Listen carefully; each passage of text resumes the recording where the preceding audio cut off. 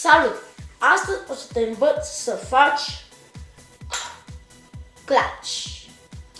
Deci, în primul rând, clutch este o mișcare puțin mai dificilă și trebuie exersată. Ok, deci trebuie să țineți crenul așa, cu degetul mic aici, aici, cu degetul mic și învârtiți, aranjați, dați și trebuie să stau așa, trebuie să aruncați puțin crenul, vedeți? Ok, dacă mai vreți episoade cu kendama, nu uitați să apăsați butonul de like ca să mă susțineți să mai postez episoade. Ok. Da.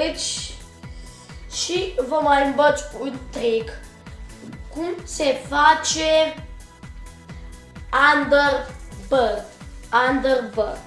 Adică să stea aici. Deci, țineți chenul așa, ok.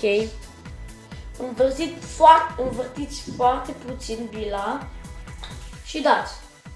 Vedeți? Și după aceea puteți continuați. Așa. Da. Și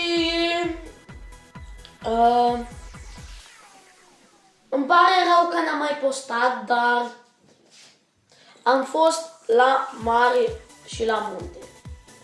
Și o să postez mâine un videoclip cu cum a fost la munte. Mamă, a fost șmecher, dar nu vreau să dau detalii. O să vedeți voi în videoclip mâine. Și da, cam atât cu episodul ăsta de azi. Eu am fost Alex de Best Ever și pa, pa!